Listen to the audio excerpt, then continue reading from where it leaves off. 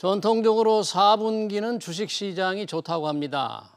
하지만 글로벌 증시는 4분기에 들어서자마자 수직 낙하를 시작했습니다. 인플레 우려로 기술주가 급락했기 때문인데요. 도처의 악재투성입니다. 코스피 3천도 무너졌죠. 4분기 증시 위험 요인을 극복할 수 있을지 짚어보겠습니다. 한지영 키움증권 투자전략팀 연구원 나오셨습니다. 연구원님 어서 오십시오. 반갑습니다. 네, 안녕하세요. 네, 오늘 이제 10월 그러니까 네. 4분기의 실질적인 첫날인데 저는 있었지만 맞습니다. 첫 주죠. 네. 글로벌 시장, 우리 증시 네. 아주 지금 약세가 아주 심한데요. 어떻습니까? 전체 시장이 이렇게 아주 그냥 침체로 지금 빠져든다고 봐야 됩니까? 어떻게 평가를 해야 됩니까? 예, 일단 오늘 분위기는 굉장히 안 좋았고 네. 저도 개인적으로 코스피 숫자가 앞에 2로 바뀐 게 굉장히 오랜만에 본 상황입니다. 그래서 굉장히 좀 힘든 시기이고 또 일각에서는 이제 방금 말씀드렸다시피 그 질문 주셨듯이 이제 약세장 혹은 침체를 준비해야 되는 것이 아닌가라는 거에 대한 좀 불안감들이 자라나고 있는 건 사실인데, 근데 저희가 이제 기술적인 표현으로 그냥 좀 전문적인 표현으로 증시가 약세장에 간다라고 했을 때 그 기준은 고점 대비 20% 정도 이상 빠져야지 이제 약세장에 진입을 했다라고 진단을 내릴 수가 있습니다. 20% 빠져야죠. 그런데 네. 지금 코스피 같은 경우는 그래도 아직까지 고점 대비 10% 수준에 빠진 것에 불과하기 때문에 아직 저희가 약세장에 진입했다라고 예단하기는 조금 이르고요. 그리고 전통적으로 이제 4분기가 강세장이라고 표현을 해주셨는데 그거 맞습니다. 그런데 이거를 월별로 나눠 보면은 강세장은 11월 달, 12월 달이 전통적으로 우리나라나 미국 증시 모두 강세장이었고 10월 달에는 그렇게 좋지가 않았었어요. 그래요? 그리고 이번도 역시나 약간의 그러한 계절적인 통계적인 상으로도 조금은 불안한 모습을 보이고 있는 것이 사실입니다. 그래서 중요한 거는 왜 지금 시장이 이렇게 힘든가? 여기에 대한 현상 분석은 다들 많이 하셨으니까 저는 이제 거기에 대해서 좀 생략을 하려고 하고요. 그 본질적인 이유를 좀 말씀을 간단히 드리면은 어떤 건가요? 네. 사실 저희가 지금 빠지고 있는 요인들이 미국의 인플레 우려, 부채 한도 협상, 연준의 조기 긴축, 중국의 경기 둔화 이런 이슈인데 이것들은 연초부터 어떻게 보면 저희가 경험을 해왔던 기존의 악재들이었습니다. 그래서 이른바 저희가 이제 학습 효과라고 하는데 이제 과거에 했던 경험들이 미래에 재현이 되면은 거기에 대해서는 어느 정도 내성이 생길 법한데 이번에 유독 취약한 흐름을 보였던 거는 저는 크게 두 가지로 꼽을 수가 있습니다. 어떤 건가요? 먼저 연초에 비해서 증시로 들어오는 돈들이 적어졌다. 다시 말해서 유동성 들어오는 속도가 줄어들었다. 증시로 라는 게 돈이 하나의 적게 들어온다. 요인이 될 수 있고 또 다른 하나는 약간 믿음이 깨졌다, 믿음의 기스가 갔다 이런 시장에 대한 믿음이 깨졌다. 네, 맞습니다. 떨어졌다. 그래서 그냥 좀 재미삼아 표현을 해드리자면은 요즘에 이제 그 글로벌 넷플릭스에서 굉장히 흥행하고 있는 오징어 게임에서 구슬치기 장면에서 이제 오일남 할아버지께서 깐부 이야기를 하시잖아요. 그렇죠. 같은 편 이야기 하시잖아요.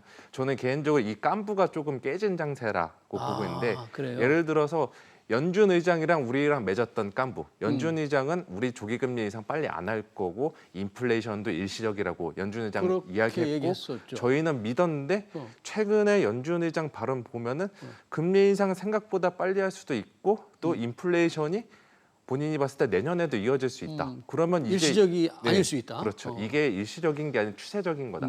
연준에 대한 좀 믿음이 살짝 깨진 것도 있습니다. 그리고 더 중요한 거는 증시는 기업 실적에 따라서 주가는 이제 기업 실적의 함수라고 하는데 실적에 따라서 움직이는데 지금 다들 3분기 실적 시즌에 대해서 조금 자신감이 없어진 이러한 상황입니다.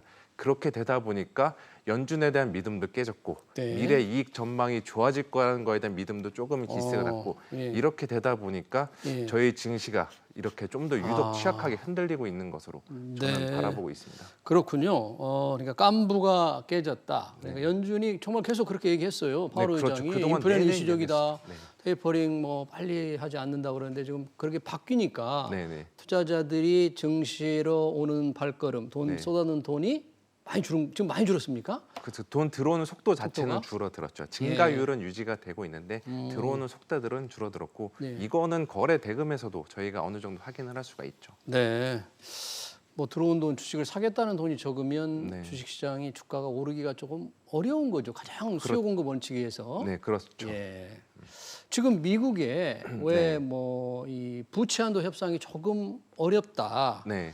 그리고 그래서 자칫하면 미국이 뭐 디폴트가 날 우려가 있다 이런 보도가 계속 돼 있던데 네. 이런 것도 시장에 좀 악영향을 많이 주고 있습니까? 아니면 어떻습니까? 예, 그것도 지금 단기적으로는 네. 그 시장에 조금 많은 영향을 주고 있다라고 보고 있고 지금 저희가 증시에 돌아다니는 뉴스의 중심에는 네. 지금 미국의 부채 한도 협상 문제가 자리 잡고 있는데 개인적으로 봤을 때 미국이 이제 10월 18일이 이제 미국 정부가 돈이 바닥나는 날이고 10월 18일, 이달 18일이요. 그때까지 미국 의회에서 협상을 하지 못하면 미국 정부는 돈이 없기 때문에 디폴트, 부도가 나는 상황에 직면하게 됩니다.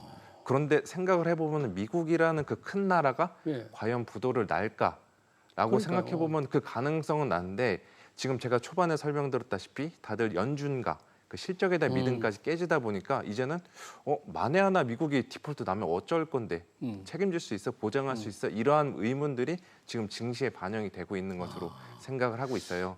저는 근데 개인적으로 디폴트 가능성은 굉장히 낮게 보고 적다. 있고, 네. 그리고 결국에는 역사적으로 이렇게 협상에서 난항을 겪었던 사례들이 1980년대 이후만으로 해도 거의 20차례 가까이 있었는데 그때 항상 그 공식은 진통 끝 타결 탈리알. 이렇게 네. 끝이 났습니다. 저는 그러한 것들이 재현이 될 것으로 바라보고 있기 때문에 지금 조금 되게 힘든 시기긴 하지만 지금은 오히려 인내가 미덕의 시기라고 저는 바라보고 네. 있습니다. 그러니까 뭐 언론 보도에 미국의 디폴트 이런 게 나오더라도 실제로는 일어나지 않을 것이다. 다만 시장에 조금씩 충격은 좀 주고 있으니까 투자자들이 긴장하면서 바라보는데 그렇죠. 역사적으로 일어난 적이 없잖아요. 한 그렇죠. 번도. 네네. 이번에도 예, 피해갈 수 있을 것이다. 피해갈 수 있다라고 보는 네. 입장입니다. 뭐 그렇게 되기를 투자자들은 좀 기대하고 있는데 어떻게 되는지 좀 지켜봐야 될 것 같고요. 지금 그럼에도 불구하고 아까 말씀을 하셨지만 이제 미국의 테이퍼링, 금리 인상 이런 게 조금 빨라질 수도 있다 이런 건 걱정이 그렇죠. 있잖아요. 네. 투자자들 그런 부분을 조금 정말 민감하게 지금 받아들여야만 됩니까? 그러면서 어떤 투자 전략을 바꿔야 됩니까? 어떻게 판단을 해야 될까요? 지금? 지금 같은 경우는 아직까지는 투자 전략을 전면 수정하기는 조금 어렵다라고 보고 있고요.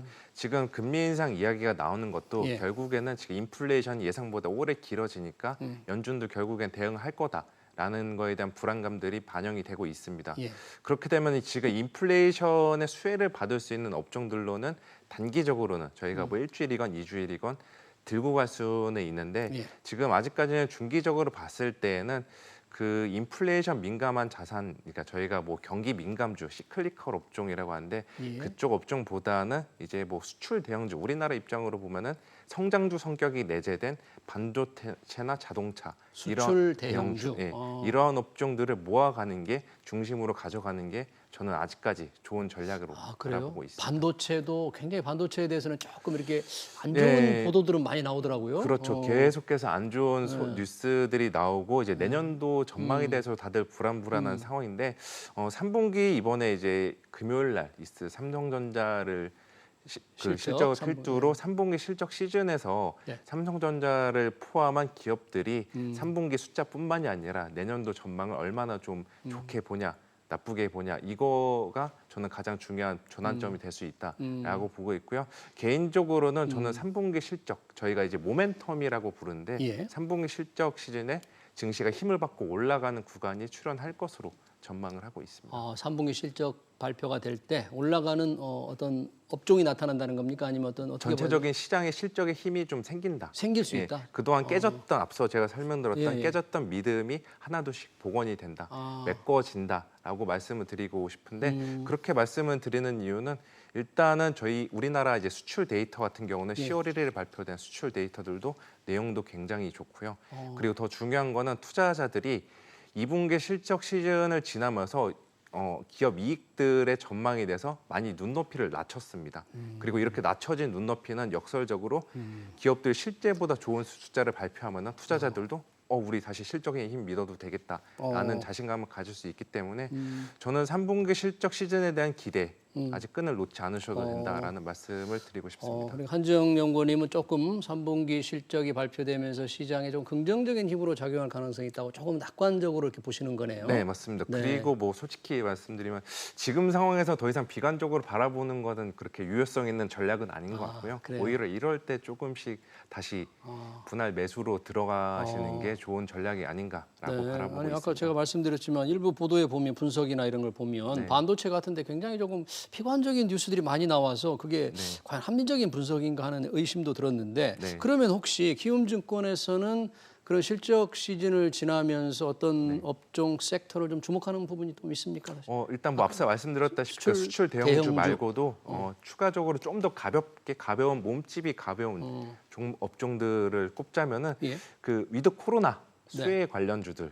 위드 코로나 일상으로 돌아가면서 수혜 관련주라면 뭐 여행주 이런 건가요? 네, 여행 레저 뭐 관광인데 대신에 이들 업종 모두 다 사자는 게 아니라 예. 해외 여행으로 나가는 해외 여행 매출 비중이 높은 기업들 말고 업종들 말고 국내 여행 비중 매출 비중이 높은 업종들을 주목해볼 필요가 있다라는 말씀을 국내 드리고 매출 비중이 높은 업종에 주목할 네. 필요가 있겠다. 그래서 지금 뭐 위드 코로나 예. 들어가고 백신 확대되고 또 미국에서는 머크가 코로나 치료제 개발하면서 이제 코로나 종식 기대감이 다가오고 있기는 하지만 실제로 우리가 일상에서 이제 예전처럼 자유롭게 패키지 여행, 자유여행 해외로 돌아가기까지는 시간이 좀 더 필요한 입장입니다. 예. 내년도 가봐야 알 수 있는 입장이고 저는 그래서 숫자가 바로바로 찍힐 수 있는 실적이 바로바로 나올 수 있는 국내 여행 비중이 높은 레저 관광 업종에 주목해볼 필요가 있다. 국내 여행 비중이 높은 업종에 어떤 주목을 네, 하라 그런 맞습니다. 얘기네요.